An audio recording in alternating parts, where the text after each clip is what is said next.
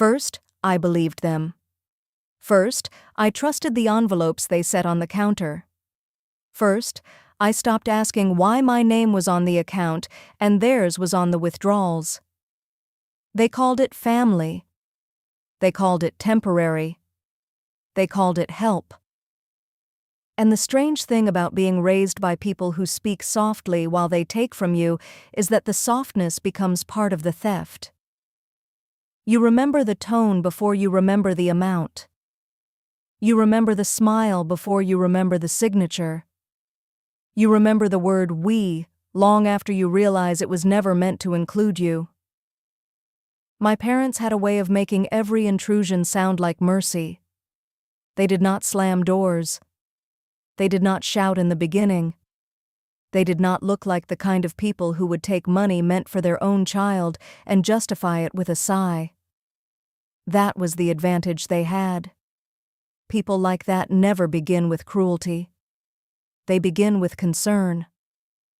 I was 22 when the money finally came through. It was not a fortune.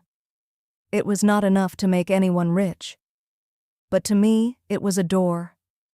A small, clean, life-changing door. A settlement from a legal case I had almost forgotten. A compensation payment after years of waiting, forms, calls, signatures, and tired voices promising that it would eventually arrive. Whoa! It was supposed to cover my final year of school, the rent on a tiny apartment near campus, and the treatment I had been postponing because I could not afford to be sick and responsible at the same time. The money was meant for me. Not for them to watch over. Not for them to manage. Not for them to use wisely while I got myself together. My mother was the first to hear about it. I made the mistake of telling her too early, because I still thought news could be shared without being seized. I remember standing in the kitchen with my phone in my hand, staring at the confirmation email, the total glowing on the screen like a small private sun. I told her, and she went quiet for a moment in the way that always made me uneasy. Then she said, "Thank God. Finally. You've been under so much pressure." That was how it began. Not with greed. With relief. Relief is a useful disguise. It makes a hand entering your pocket feel like a hand resting on your shoulder. My father got involved by the end of the same day. He had been waiting for the call like a man waiting for a package he had already decided belonged to him. He asked the amount. He asked when it would clear. He asked whether the bank needed additional verification. He asked if I understood the tax implications, the transfer limits, the risks of leaving that kind of money exposed. He spoke the language of caution so fluently that I almost mistook it for care. Almost. I had grown up with that kind of almost kind, almost honest, almost safe. My childhood was full of things that sounded reasonable until you looked at them closely. Bills explained as investments. Broken promises explained as stress. My private rooms opened by people who said they were only checking for dust. I learned early that if my mother rubbed her forehead and said she was doing everything for the good of the house, I should stop insisting on the details. And if my father lowered his voice and called me sensible, he was usually preparing me to accept something I had already refused in my mind. So when they told me the money should be handled through the family account, I hesitated, but not enough. When they said it would be easier for everyone if it sat there while we organized things, I let them explain. When they said they could keep it safer than I could, I did what I had been trained to do my whole life. I lowered my eyes. I thanked them. I handed over the login details. I watched them nod as if I had just done something wise instead of something irreversible. At first, nothing happened. That was the part that fooled me. The money was there. The account showed the full amount. A neat number. A clean balance. And because the balance was visible, I told myself control was still possible. Control, I learned, can survive in the same room as theft for a little while. It can even sit at the same table. It can smile politely and pour coffee and pretend it has not already been emptied. My mother began suggesting purchases almost immediately. A better refrigerator. A new water heater. Repairs on the car my father insisted on driving even though it groaned like an old animal every morning. Just until you get stable, she said. Just until you're fully on your feet, she said. Just until everyone is settled. And every just was a small hand closing around the same door. I told myself they were under pressure. That was my first defense of them. Not because I was naive exactly, but because I had spent so many years making excuses for the shape of my own home that I no longer knew the difference between compassion and collapse. My parents had been struggling for as long as I could remember. They had debt. They had overdue notices. They had a talent for making hardship sound noble when they talked about it at dinner. My father liked to say, "A real family absorbs pressure." My mother liked to say, "A real daughter doesn't keep score." And because I had been raised inside those sentences, I believed the cruelty hidden inside them was just a normal way of loving. I had a habit of checking the account late at night, after the house went quiet. It felt almost ceremonial. The kitchen would be dark. The hallway clock would sound louder than it should. I would sit on the edge of my bed with the screen lighting my hands blue, and I would refresh the page as if the money might somehow settle into place more securely if I watched it often enough. At first, the balance stayed untouched. Then one afternoon I noticed a transfer labeled as an internal family payment. It was small enough to explain away. A few hundred. Then another. Then another. Each one arrived with a note attached by my mother in the family chat. Groceries. Utilities. Household essentials. The language was so ordinary that I felt embarrassed for noticing it. That is how theft works best in a family. It becomes administrative. It becomes domestic. It becomes the sort of thing you are supposed to tolerate because the alternative is admitting the people who raised you are budgeting your life out of existence. I asked about one of the transfers. My mother answered before I finished speaking. "Oh, that one was for the house." "The house," I repeated. She sighed the way people sigh when children embarrass them in public. "Do you want the roof leaking on us while you're worrying about statements?" There it was again. Us. The word she used to make me complicit in whatever she had already decided. I remember feeling my face grow hot. I remember looking at the floor because looking directly at her would have forced me to choose between anger and obedience. I chose silence. That was another thing my family taught me. Silence can pass for maturity if no one asks what it cost. My father found out I had questioned the transfer and called me that evening from the driveway, even though he was standing inside the house. He always liked making phone calls from close by, as if distance itself was a luxury I had not earned. "You're overthinking," he said. His voice was calm, almost affectionate. "Your mother and I are trying to keep everything together. You don't need to hover over every little transaction." "Every little transaction," I repeated. He paused. Then he gave the smallest laugh, the one he used when he wanted me to hear myself as unreasonable. "It's our house," he said. "You live here. You benefit here. Don't turn this into some kind of accounting exercise." An accounting exercise. That was how he framed my need to know where my money was going. Not survival. Not self-protection. An exercise.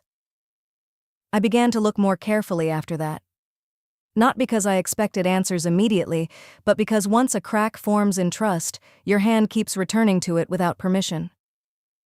I checked the account records. I downloaded statements. I compared dates against the family expenses they claimed to be covering. And slowly, painfully, the shape of the lie came into view. The money was not being used only for the house. It was not being borrowed temporarily. It was being drained in pieces, reshaped into their debts, their overdue cards, their private emergencies, their errands, their urgent needs that somehow always came before mine. What had been meant for my education, my rent, my treatment, my future had become a reservoir for every one of their mistakes. And the worst part was how practiced they were. They had already prepared a story in case I asked too many questions. My mother had receipts. My father had explanations. Both of them had the same expression when they were lying for the good of the household, a look of tired sacrifice, as though my resistance was the selfish thing, not their theft. That expression could ruin a person. It teaches you to doubt the evidence in your own hands. It teaches you to apologize before you accuse. It teaches you that the truth is rude if it is spoken at the wrong time. I tried to confront my mother first because I still believed she might soften if I spoke gently enough. I waited until my father was out. I sat across from her at the kitchen table with my laptop open in front of me. The statements were highlighted. The transfers were marked. The numbers lined up in cold, obedient rows. I showed her the dates. I showed her the totals. I showed her how much had already vanished. For a moment she said nothing. Then she leaned back in her chair and crossed her arms. "Oh," she said. Not surprise. Not shame. Annoyance. As if I had brought her an inconvenient bill at the end of a long day. "You were supposed to be helping me manage it," I said. She looked at me as if I had misunderstood the nature of my own life. "We are helping you," she said. "You think money just sits there and protects you? It doesn't. It disappears if you don't organize it. We're making sure you don't waste it. I need it for school." "You need stability first," she said. "I need my treatment. You need to stop acting like a victim every time the family does something for you." For you. That phrase landed with the force of a door being locked from the outside. Because there it was. The rebranding of theft into generosity. The translation of loss into support. They had taken money meant for me and renamed the act until even I sounded greedy for objecting. I remember leaving the kitchen without speaking. I remember going to my room and shutting the door so quietly it felt like I was apologizing to the walls. I remember sitting on the floor beside my bed with the laptop still open and the statements still glowing. I remember thinking that maybe, if I could just make the numbers make sense, the feeling in my chest would ease. But the numbers did make sense. That was the problem. Every line item made sense in the ugliest possible way. The money had not disappeared. It had been guided, redirected, softened into obedience. When my father came home, my mother had already told him. He knocked once and came in before I answered. He held his phone in one hand and his keys in the other, like he had entered the room from a different life than mine. "She's upset," my mother called from the hallway, though she was the one who had followed me and stood listening outside my door. My father looked at the laptop, then at me. His expression was almost gentle. Almost. "Sit down," he said. I didn't move. He sighed. "We're not enemies," he said. "No one says that unless they are already imagining the opposite. We did what we had to do. The money was too large to leave sitting there while everything else around us was falling apart." "Everything else around us," I repeated quietly. "Exactly," he said. His relief at my silence was almost visible. He thought I was surrendering. He thought the room had settled back into its usual shape. But something had changed. Not loudly, not dramatically, just enough to be permanent. Once I saw the pattern, I could not unsee it. Once I understood that they considered my future a family resource, every memory began to rearrange itself. The times my mother intercepted letters. The times my father urged me to wait before applying for things that would have made me independent. The times they insisted I keep my documents in their drawer for safekeeping. The times I was told that I was too young to handle so much responsibility, while somehow being old enough to rescue them from the consequences of everything they had spent.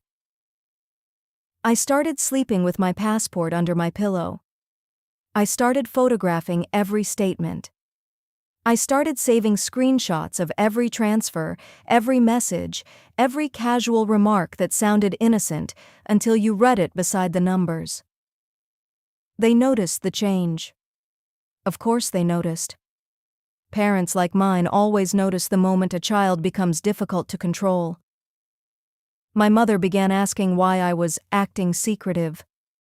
My father accused me of creating tension in the house. The word tension was one of his favorites because it made violence sound like weather. Something natural. Something everyone had to endure. One evening, while I was washing dishes, my mother stood beside me and said very casually, "You should be grateful we stepped in when we did." The water ran over my wrists. The plate in my hand was slick and warm. I did not turn around. "Grateful for what?" I asked. "For making sure you don't ruin your future with immature decisions." I laughed once, but it came out flat and wrong. "My future?" "Yes," she said. "The one we're trying to protect." There it was again. We're trying to protect. Protect. As if the empty spaces in my account were a kind of shield. That night I checked the balance and found another transfer. This one was larger. Large enough that it could not be disguised as groceries or a repair or anything ordinary. The note attached to it was blank. No explanation. No household category. Just gone. I stared at the screen so long my eyes began to burn. Then I opened the bank app again and again, as if an extra refresh might reveal a clerical error. It didn't. The amount was real. The account was mine. The transfer was authorized. And for the first time, I understood that what had been taken from me was not only money. It was the illusion that the people closest to me could steal from me without calling it love. I did not confront them that night. I sat very still instead. Stillness is a talent children learn in homes like ours. You learn to make your breathing quiet. You learn to keep your face unreadable. You learn to hold the truth in your body until there is a safer place to put it. So I sat there and listened to the house. The refrigerator hummed. A floorboard creaked somewhere near my parents' room. My mother laughed softly at something on television. And I realized, with a kind of cold clarity that felt almost medicinal, that they were not worried I would leave because they loved me. They were worried I would leave because the money would leave with me. The next morning, I made copies of everything. Every statement. Every transfer. Every message. Every account detail I could still access before they locked me out of it completely. My hands shook only once, and then they steadied. There is a particular kind of calm that arrives after betrayal becomes undeniable. It is not peace. It is preparation. I looked at the stack of papers on my desk and suddenly saw the shape of my life with a brutality I had avoided for years. My parents had never actually planned to help me use that money for my future. They had planned to absorb it, to soften it into household needs, to convert my recovery into their convenience. And once I understood that, every apology they had ever made felt different. Not remorse. Not regret. Just maintenance. The kind of apology you use to keep a mechanism moving after it has already caught someone's hand. That afternoon, my father asked me to come sit with him in the living room. He had that look he used when he wanted to make a difficult truth sound mature. My mother was not there yet. He folded his hands and motioned to the chair opposite him. "I know you're upset," he said. "Upset," I repeated. "Yes. But that money is in the family system now. You need to understand that. We've already allocated a portion to immediate obligations." Allocated. He sounded almost proud of the word. "I didn't agree to that," I said. His face changed only slightly, but I saw it. The patience thinning. The calculation beginning. "You agreed by not objecting sooner," he said. "There are sentences that reveal the entire religion of a household. That was one of them. Silence as consent. Fear as agreement. A child's hesitation converted into a contract." I looked at him and saw with awful clarity that he truly believed what he was saying. That made him harder to hate and easier to fear. Because people who lie knowingly can be cornered. People who lie to themselves will burn the whole house down to preserve the story. So I said nothing. I let the silence settle between us like dust in sunlight. And while he kept talking about responsibility and appreciation and how families survive by sharing burdens, I was looking at his mouth and thinking only one thing. They had taken my money. They had taken it slowly enough to call it care. But now I had the statements. Now I had the messages. Now I had the receipts. And now I was finally beginning to understand that the next step was not a conversation. It was a decision. I had one more transfer to discover after that. One that tied everything together. One that showed me exactly where the money had gone and exactly who had been waiting for it all along. But I did not know that yet. At that moment, all I knew was that the house had gone too quiet. My father had stopped speaking. My mother was coming down the hall. And in the thin, fragile silence before she entered the room, I decided that I would never again let them call theft by a gentler name. My mother entered the room with that same careful calm she used when something had already been decided without me. She closed the door behind her. Not loudly. Just enough to make the space feel smaller. My father leaned back in his chair like the difficult part had passed. Like the conversation was already over. "We need to be aligned," she said. Aligned. Another word that sounded cooperative until you realized it meant obedience. I looked at both of them, and for the first time in my life, I did not try to soften what I was thinking. "Where did it go?" I asked. My father's jaw tightened just slightly. My mother sighed like she had been waiting for me to ask the wrong question. "It went where it was needed," she said. Needed. Always needed. Never mine. I opened my laptop and turned it toward them. The final transfer sat there. The largest one. The one with no note. "I know about this," I said. Silence. A different kind this time. Well, not avoidance. Recognition. My father leaned forward. "That," he said slowly, "was an investment." An investment. I almost smiled. Because there it was. The final translation. The last soft word covering something hard and irreversible. "In what?" I asked. He hesitated. Just long enough. "In stabilizing the family," he said.